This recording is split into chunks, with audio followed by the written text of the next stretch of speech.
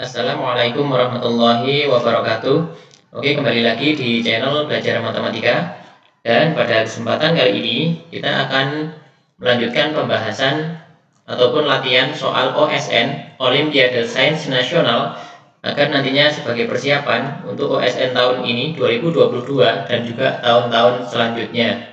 Pada video sebelumnya saya sudah membahas tentang latihan OSN untuk materi bilangan dan juga materi geometri.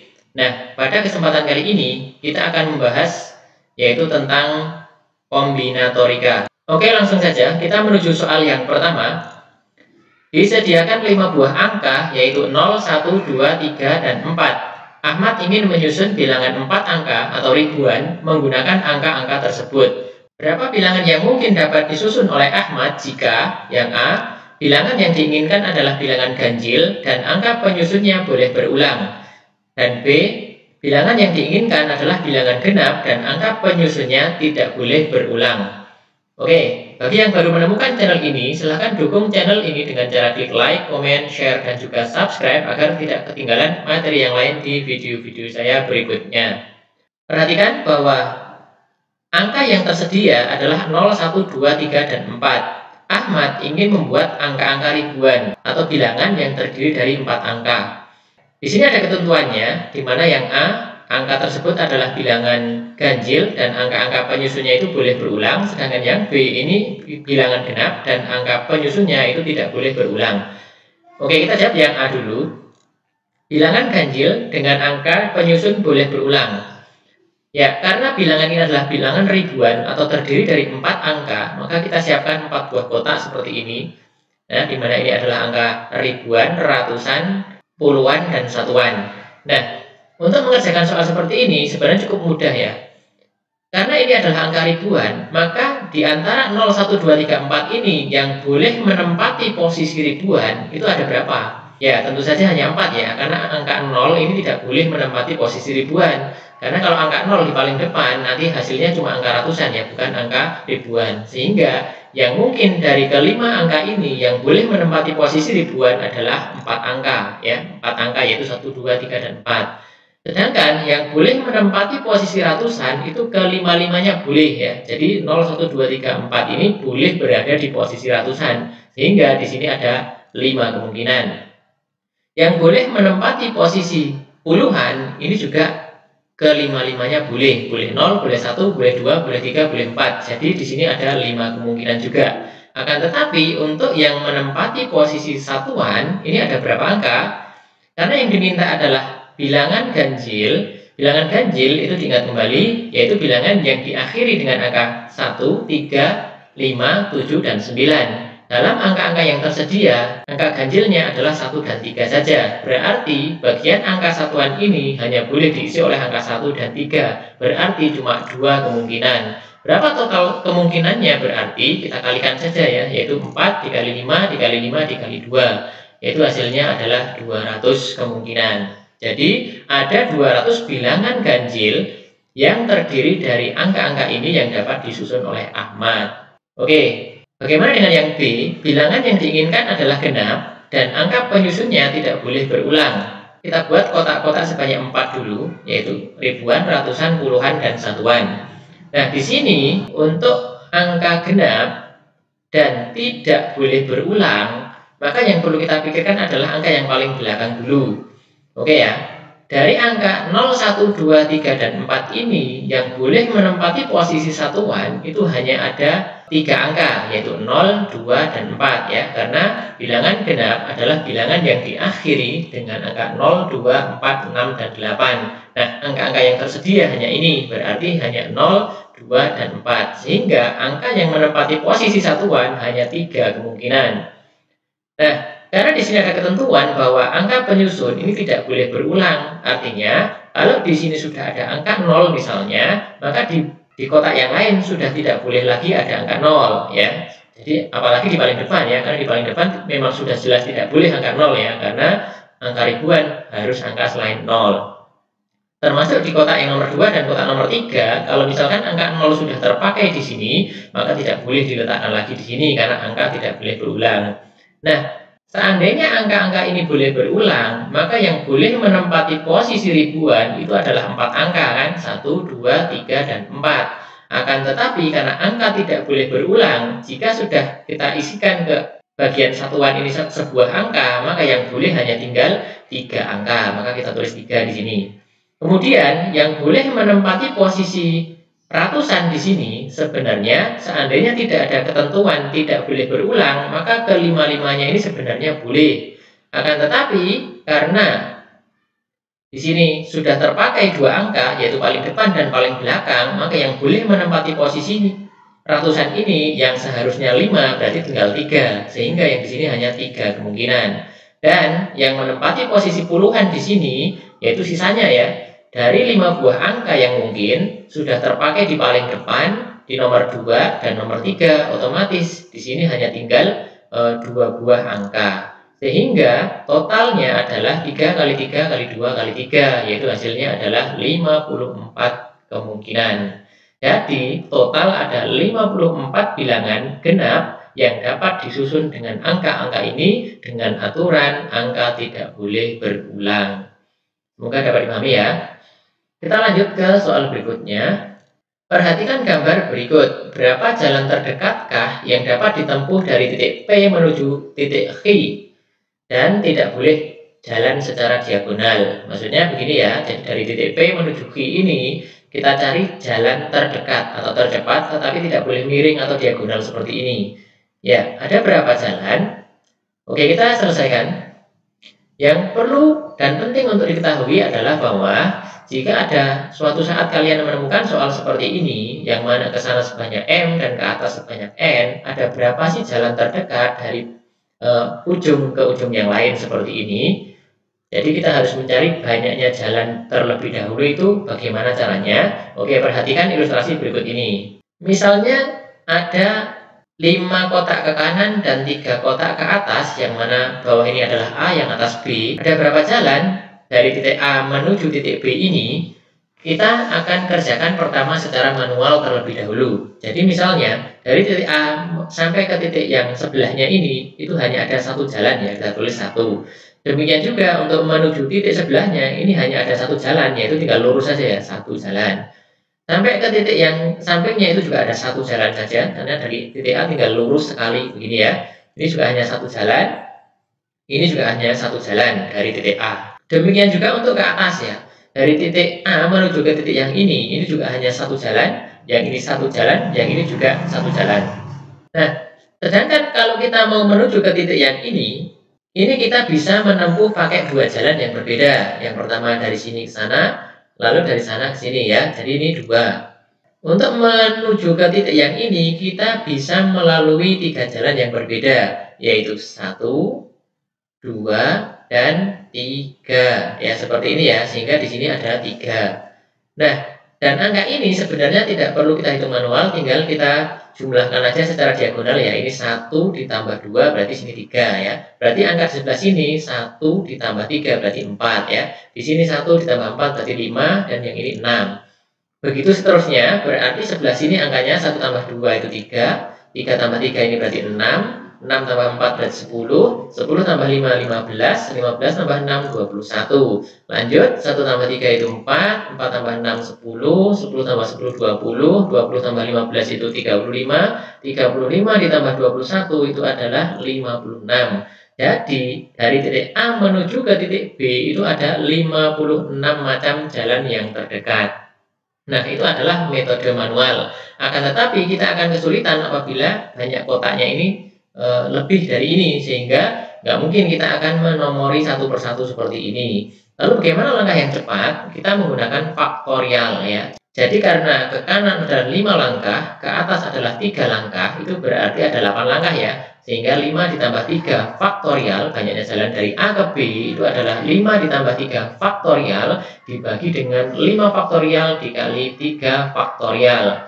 5 ditambah 3 itu adalah 8 ya. 8 faktorial dibagi dengan 5 faktorial dikali 3 faktorial.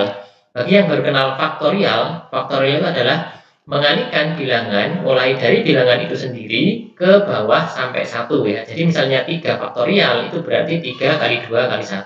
Kalau 5 faktorial itu berarti 5 kali 4 kali 3 kali 2 kali 1 dan seterusnya. Nah, di sini ada 8 faktorial, berarti 8 kali 7 kali 6 kali 5 dan seterusnya sampai 1 ya. Akan tetapi di sini kita jabarkan sampai 5 faktorial saja ya, karena di bawah ada 5 faktorial agar nanti bisa dicoret seperti ini. 8 kali 7 kali 6 kali 5 faktorial per 5 faktorial dikali ya 3 faktorial ini kita jabarkan 3 kali 2 kali 1. Kalau sudah seperti ini berarti 5 faktorial dan 5 faktorial ini bisa kita coret ya. Sehingga yang tersisa tinggal ini, lalu 6 dengan 3 kali 2 kali 1 ini kan juga 6 ya. Maka 6 kita coret dengan yang ini, yang tersisa tinggal 8 dikali 7, hasilnya adalah 56. Jadi, dengan cara manual atau cara rumus seperti ini, hasilnya sama, yaitu 56. Sehingga kita dapat kesimpulan bahwa apabila ke kanan itu sebanyak M langkah dan ke atas adalah N langkah, banyaknya jalan adalah M ditambah N faktorial dibagi M faktorial dikali N faktorial. Nah, di sini kita akan menentukan jalan dari P ke Q. Kita menjadi dua bagian ya. Pertama kita tentukan dulu banyaknya jalan dari P ke titik ini ya, misalnya A. Misalkan ini titik A. Banyak jalan dari P ke A itu berarti seperti tadi ya, berarti karena di sini 6 dan ini adalah 5, berarti 6 ditambah 5 faktorial per 6 faktorial dikali 5 faktorial. Kalau kita jabarkan 11 faktorial dibagi 6 faktorial kali 5 faktorial ini, kita tulis seperti ini ya, 11, 10, 9, sampai 6 aja, karena di bawah ada 6 yang nanti bisa dicoret. Kita coret seperti ini, lalu 5 kali 2 ini kan 10 ya, bisa kita coret dengan 10, lalu 3 dengan 9, ini bagi 3, hasilnya 3, lalu 8 dengan 4, ini 2 hasilnya, sehingga yang tersisa tinggal 11 kali 3 kali 2 kali 7 ya. 3 kali 2 itu 6, 6 kali 7 itu 42, 42 kali 11 itu adalah 462 ya. Silahkan disimak cara cepat perkalian 11, videonya ada di sini. Itu adalah jalan dari P ke A. Lalu bagaimana dengan jalan dari A ke Q? Banyaknya jalan dari A ke Q dengan cara yang sama seperti tadi, karena ke sana adalah 3 langkah dan ke atas juga 3 langkah. Berarti 3 ditambah 3 faktorial per 3 faktorial kali 3 faktorial, yaitu sama dengan 6 faktorial dibagi 3 faktorial kali 3 faktorial, atau 6 kali 5 kali 4 kali 3 faktorial dibagi ini ya, 3 faktorial kali yang belakang ini kita ubah jadi 3 kali 2 kali 1 ya, sehingga menjadi ini coret ya, 6 dengan ini dicoret, sehingga yang tersisa tinggal 5 kali 4 ya, sama dengan 20. Nah, berarti banyak jalan dari P ke Q ini tinggal dikalikan aja ya. Jadi 462 kali 20 hasilnya adalah 9240. Jadi banyak jalan terdekat dari P ke Q adalah 9240. Kita lanjutkan ke soal berikutnya. Dari 5 orang kandidat, yaitu Rahma, Bella, Sinta, Fitri, dan Nisa, akan dipilih seorang sekretaris dan bendahara. Ada berapa cara pemilihan itu jika Bella bersedia jadi sekretaris tapi tidak bersedia jadi bendahara? Oke, perhatikan. Cara menyelesaikan soal seperti ini, kita kenali dulu itu jenis permutasi atau kombinasi ya. Bagaimana cara membedakannya? Apakah permutasi atau kombinasi? Yaitu tentang urutannya itu berpengaruh apa tidak. Nah, dalam hal ini, karena ini adalah jabatan sekretaris dan bendahara itu adalah hal yang berbeda, sehingga ini termasuk permutasi ya. Ini adalah permutasi 2 dari 5. Kenapa permutasi bukan kombinasi? Karena katakanlah misalnya kita memilih 2 orang, yaitu Sinta dan Fitri, itu tentu akan berbeda dengan Fitri dan Sinta ya. Karena kalau Sinta dan Fitri artinya Sinta sekretaris dan Fitri bendahara, dan sebaliknya itu adalah berbeda. Sehingga ini adalah permutasi 2 dari 5. Kita cari dulu total kemungkinan yang ada, itu berarti kita tulis 5P2 ya, atau permutasi 2 dari 5. Yaitu dapat dicari dengan cara 5 faktorial dibagi 5 dikurangi 2 faktorial, atau sama dengan 5 kali 4 kali 3 faktorial dibagi 3 faktorial. Ini bisa kita coret ya, hasilnya adalah 20. Itu adalah segala kemungkinan yang mungkin pemilihan 2 orang dari 5 orang dengan jabatan yang berbeda. Atau agar lebih jelas, kalau kita rinci misalnya ya, misalnya dimulai dari Rahma Bella ya. Rahma Bella atau RB, ini Rahma Sekretaris Bella Bendahara, lalu Rahma Sinta, lalu Rahma Fitri, dan Rahma Nisa. Lalu apabila sekretarisnya Bella, berarti Bella Rahma, Bella Sinta, Bella Fitri, Bella Nisa. Atau kalau ini Sinta, berarti Sinta Rahma, Sinta Bella, Sinta Fitri, dan Sinta Nisa. Lalu dimulai dari Fitri, berarti Fitri Rahma, Fitri Bella, Fitri Sinta, dan Fitri Nisa. Dan terakhir dimulai dari Nisa, berarti Nisa Rahma, Nisa Bella, Nisa Sinta, dan Nisa Fitri. Ini adalah total kemungkinan yang mungkin bisa terjadi dari pemilihan 2 dari 5 orang itu. Totalnya ada 20, akan tetapi di sini Bella hanya bersedia menjadi sekretaris tapi tidak bersedia jadi bendahara. Berarti total kemungkinannya berapa? Kita lihat. Misalnya bagian depan adalah sekretaris, bagian belakang adalah bendahara. Kita coret aja yang bendaharanya Bella di sini ya. Berarti ini kita coret, kita coret, kita coret, dan kita coret. Sehingga 20 dikurangi 4 ya, sama dengan 16 cara. Kita lanjutkan ke soal yang terakhir di video ini. Dalam sebuah kotak terdapat 10 bola berwarna kuning, 12 bola berwarna hijau, dan 15 bola berwarna merah. Andi disuruh mengambil bola-bola dari kotak tersebut dengan mata tertutup. Berapa pengambilan bola minimal agar dapat dipastikan ada setidaknya 5 bola berwarna merah yang terambil? Oke, jika kalian suatu saat menghadapi soal seperti ini sangat mudah ya sebenarnya. Jadi kalau agar minimal terambil 5 bola, kita harus tahu dulu total bola yang bukan merah ya. Jadi jumlah bola selain merah itu ada berapa? Misalnya ini kan kuningnya ada 10, hijaunya 12. Kalau kita jumlahkan berarti ada 22 bola selain merah. Katakanlah setiap kita ngambil dapatnya bukan merah terus ya.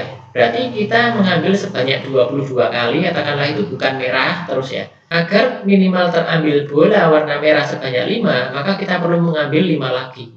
Jadi kalau kita tulis di sini minimal bola merah yang terambil itu 5. Berarti minimal kita harus mengambil bola berapa? Ya tinggal jumlahkan aja ya, 22 ditambah 5 ini ya. Jumlah minimal ambil itu 22 ditambah 5, yaitu 27. Kalau misalnya kita mengambilnya kurang dari 27, kita tidak dapat menjamin bahwa ada bola berwarna merah sebanyak 5 itu terambil. Kita tidak bisa menjamin. Akan tetapi kalau minimal mengambilnya 27 bola, itu sudah pasti ada 5 bola berwarna merah itu minimal, ya kan? Jadi kalau misalnya kita sedang tidak beruntung ya mengambil 22 kali, kebetulan bukan merah terus ya, sehingga yang 5 sudah pasti merah ya, karena bolanya yang bukan merah sudah habis gitu ya. Sehingga jadi di sini jumlah minimal ambil agar terambil 5 bola warna merah adalah sebanyak 27 bola. Oke ya, demikian, semoga bermanfaat bagi kalian semuanya. Jika masih ada yang kurang jelas silahkan ditanyakan di kolom komentar. Dan jangan lupa selalu dukung channel ini dengan cara klik like, comment, share, dan juga subscribe agar nantinya channel ini bisa lebih berkembang lagi dan bermanfaat bagi banyak orang. Oke, terima kasih sudah menyaksikan. Sampai ketemu lagi di video berikutnya. Tetap semangat. Assalamualaikum warahmatullahi wabarakatuh.